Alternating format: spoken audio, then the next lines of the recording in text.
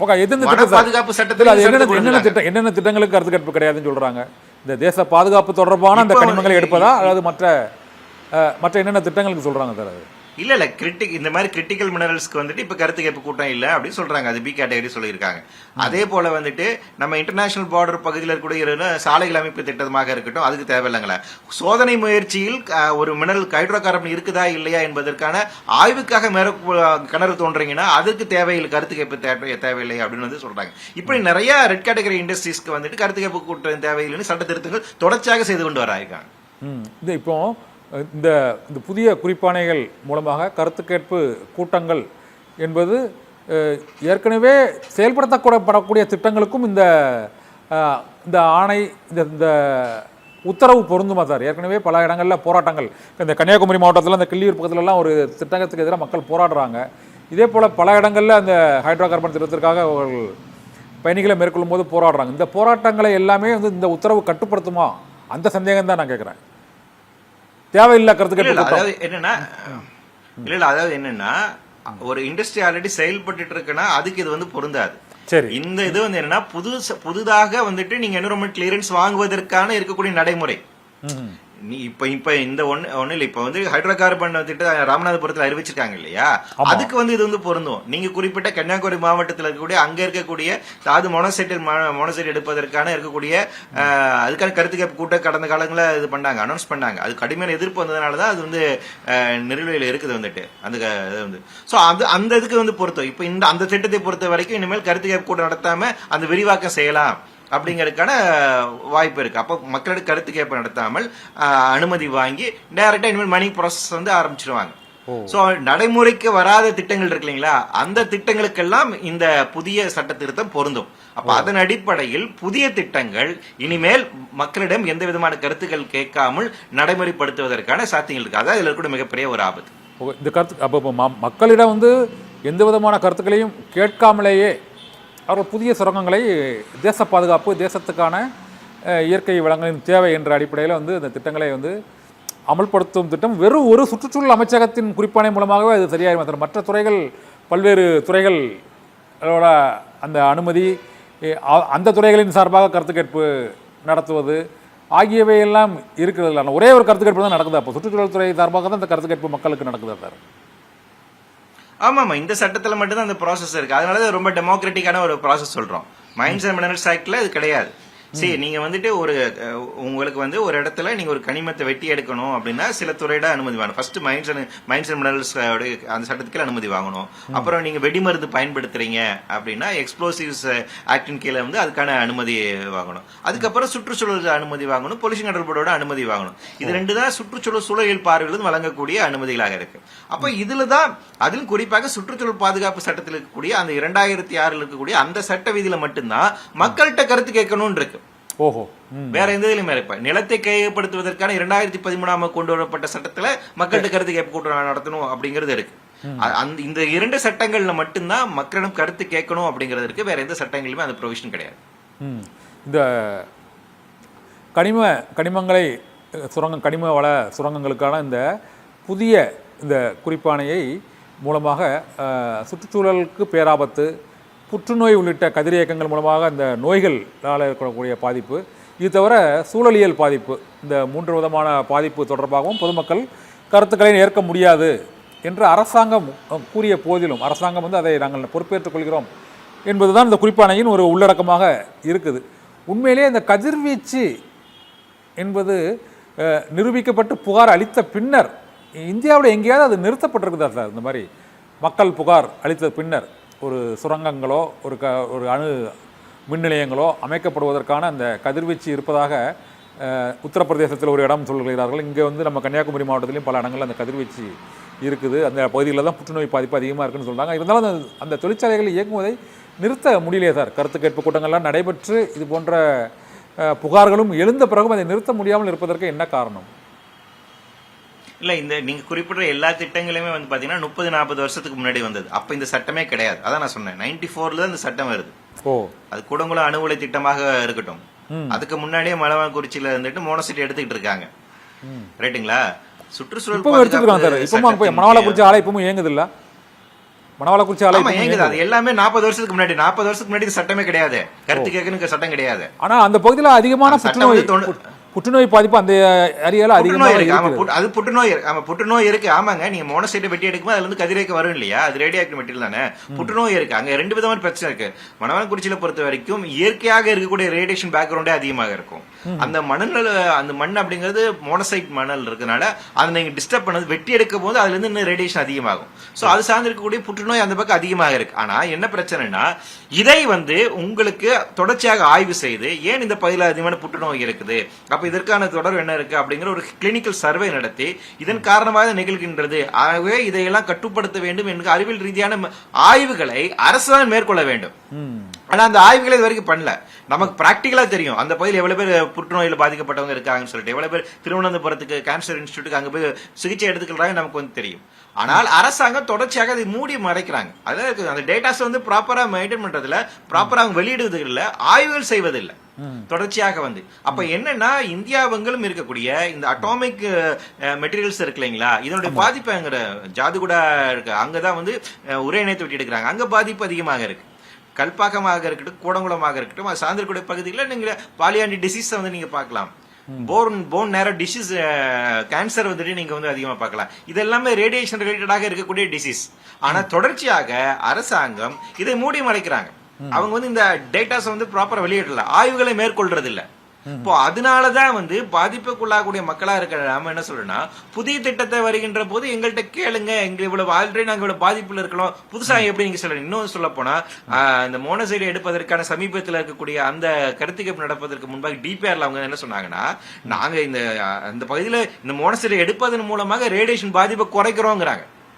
எவ்வளவு அபத்தமான இது நீங்க அதை வெட்டினீங்கன்னா ரேடியேஷன் வெளியேறும், கொஞ்சம் அது வெட்டும் போது வெளியேற ரேடியேஷன் பிரச்சனை இருக்காது. ஆனா மொத்தமா சொரணி எடுத்துட்டாங்கன்னா அங்க ரேடியேஷன் இல்லாம போயிருமா. இப்படியான ஒரு அபத்தமான சயின்டிபிக் கருத்துக்களை அவங்கள முன் வச்சாங்க, சயின்டிபிக் கருத்துங்கிற பேர்ல முன்வைக்கிறாங்க. எனவே அரசு இது குறித்தான ப்ராப்பரான டாக்குமெண்ட்ஸ் வெளியிடுவதில்லை, ப்ராப்பரான டேட்டாஸ் நமக்கு தருவதில்லை, முறையான ஆய்வுகளை மேற்கொள்வதில்லை. இரண்டாவது, என்விரான்மெண்டல் ஜூரிஸ்ப்ருடன்ஸை பொறுத்த வரைக்கும் ஒரு முக்கியமான விஷயம் என்னன்னா, ஒரு சுற்றுச்சூழலை பாழ்படுத்துகிறோமா இல்லையா என்று, பாழ்படுத்தவில்லை என்று நிரூபிக்க வேண்டிய கடமை அப்படிங்கிறது இண்டஸ்ட்ரிஸ்ட இருக்கு. அது நம்ம சாதாரண மக்கள்கிட்ட கேட்க முடியாது. ஏன்னா நம்ம கிட்ட அந்த வசதி வாய்ப்பு இல்ல, நமக்கு ஆய்வு நிறுவனங்கள் இல்ல, நம்ம லெபார்டரி வச்சிட்டு இருக்குல்ல. அப்போ எந்த இண்டஸ்ட்ரி இருக்காங்களோ அவங்களுடைய கடமை என்னன்னா, நாங்க இந்த சுற்றுச்சூழலை பாழ்படுத்தவில்லை என்பதற்கான டேட்டாஸ் அவங்க தரணும், அந்த ஆய்வுகளை செய்யணும். அப்படியான ஆய்வுகளை அவங்க செய்யறது இல்ல. அப்ப இந்தியாவங்களும் சுற்றுச்சூழலுக்கு பாதிப்புக்குள்ளாக்கூடிய மக்களுடைய எண்ணிக்கை அதிகரித்து கொண்டு வருகிறது. ஆனால் அது குறித்தான போதுமான ஆய்வுகள் இல்லை என்பதுதான் யதார்த்தமான நிலைமை.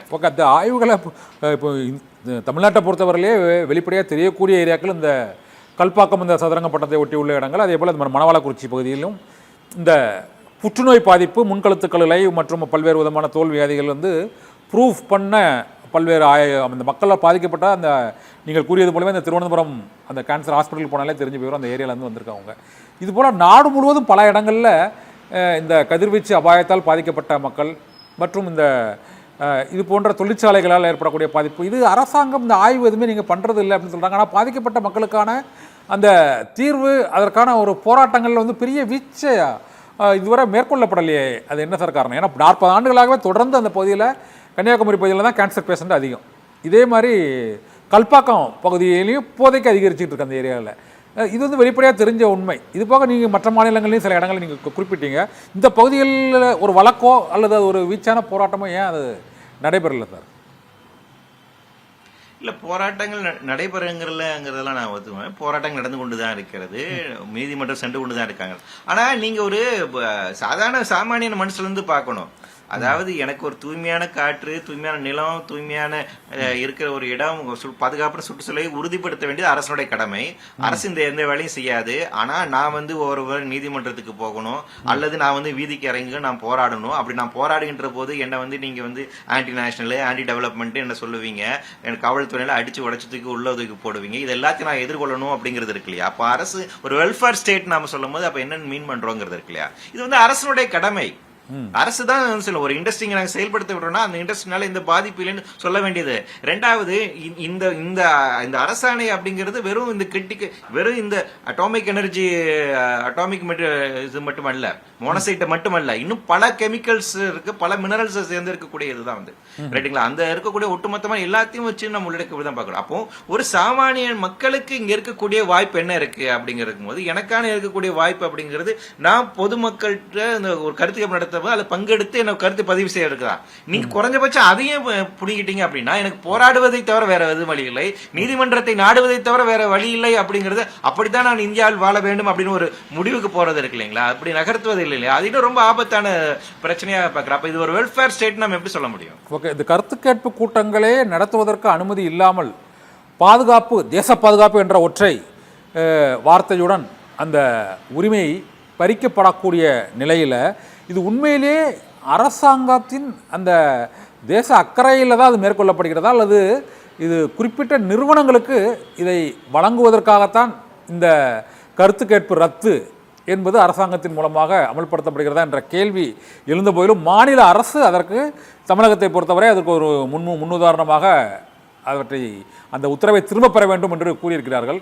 இதுபோன்று மற்ற மாநிலங்களிலும் இதுபோன்று முதலமைச்சர்கள் வலியுறுத்தும் பொழுது இந்த மத்திய அரசின் சுற்றுச்சூழல் உத்தரவை கடைபிடிக்க முடியுமா, அல்லது அதை மறுத்து நாடாளுமன்றத்திலும் சட்டமன்றங்களிலும் வெளிப்படையாக விவாதிக்க வேண்டும் என்று முதலமைச்சர் வந்து வலியுறுத்தியிருக்கிறார்.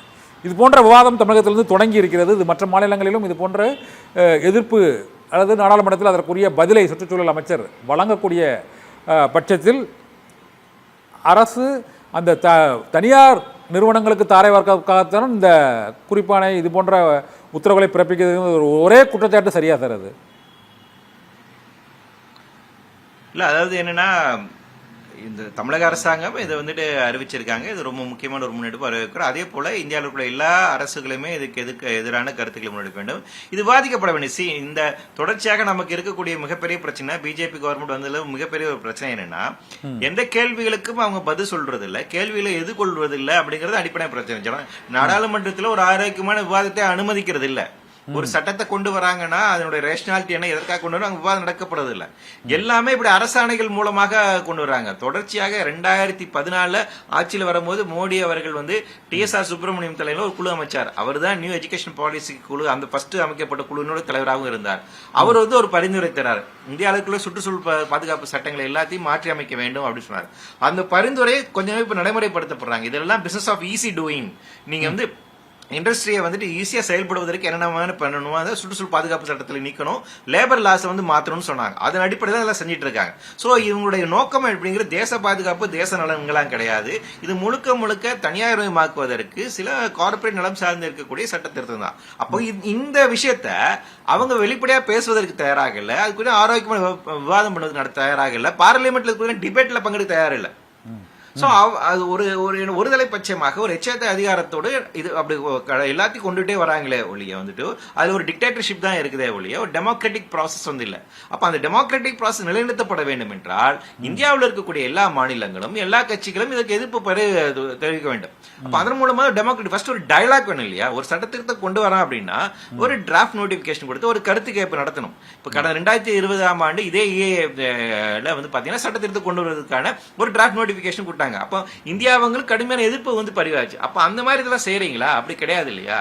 அப்போ வந்து இந்தியாவில் இருக்கக்கூடிய பெரும்பான்மையான மக்கள் வந்து இந்த சட்டம் இருக்க வேண்டும் அப்படின்னு நம்புறாங்க, இது தேவை என்று நினைக்கிறாங்க. அப்ப அவர்களுக்கு எதிரான வகையில் நம்ம திணிக்கக்கூடிய வகையில் இங்கே செயல்பாடு இருக்கின்றது. அப்போ இதை எப்படி நம்ம இன்னும் எதிர்கொள்வது, இது எப்படி டெமோக்ராட்டிக்கா மாற்றுவது அப்படிங்கிற மிகப்பெரிய ஒரு கேள்வி இருக்கு.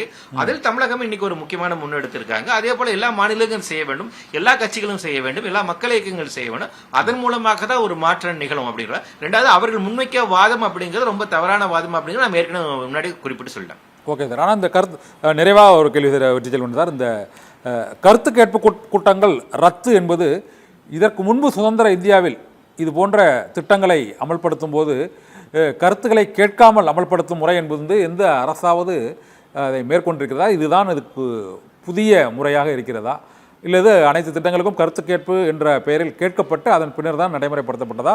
இது ஒட்டுமொத்தமாக கருத்து கேட்பே ரத்து என்பதற்கான அந்த பின்னணி, அந்த முதல் காரணம் ஒரு முக்கியமான காரணமாக நீங்கள் என்ன நினைக்கிறீங்க சார்? நிறைவான கருத்தை சொல்லுங்கள்.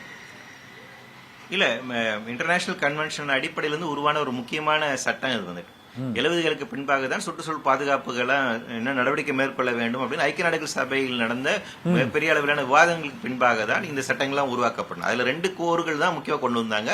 அதில் நான் முன்னாடி குறிப்பிட்டது அந்த என்விரான்மெண்டல் இம்பாக்ட் அசஸ்மெண்ட் அப்படிங்கிறது, அதுக்கு பின்பாக பப்ளிக் கன்சல்டேஷன், இது ரெண்டுமே ரொம்ப முக்கியமான ஒரு ப்ராசஸ். ஸோ இந்தியாவில் இந்த சட்டங்கள் எல்லாமே 1994ல நடைமுறைக்கு வந்துச்சு. ஸோ 1994ல இருந்து தொடர்ச்சியாக இது நடைமுறையில் இருக்கக்கூடியது. அதனால் இப்ப இதனால் வரைக்கும் தொடர்ச்சியாக இருக்கக்கூடிய ஒரு சட்டத்தை தற்போது இருக்கக்கூடிய இந்த சந்தை பொருளாதாரத்தினுடைய தேவைகளுக்காக, உள்நாட்டு கார்ப்பரேட் நலனுக்காக இப்ப மாற்றி அமைக்கிறாங்க. ஸோ அப்போ இந்த என்விரான்மெண்டல் சுற்றுச்சூழல் பாதுகாப்புன்னு அப்படிங்கிற எண்ணமே பாத்தீங்கன்னா 70களுக்கு பின்னால உருவான ஒரு பார்வை தான். ஸோ நாம் இப்பதான் சுற்றுச்சூழல் சார்ந்து கூட சிந்திக்கவே ஆரம்பிச்சிருக்கோம். அப்போ இந்த நிலைமையிலேயே சுற்றுச்சூழல் சார்ந்து இருக்கக்கூடிய, மக்கள் நலம் சார்ந்து இருக்கக்கூடிய ஒரு ஜனநாயக உரிமையை பாதுகாக்கக்கூடிய ஒரு அம்சங்களை நீக்குவது அப்படிங்கிறது முழுக்க ஒரு ஜனநாயக விரோத போக்கு தான். இது சூழலில் அழிவில் தான் போய் முடியும்.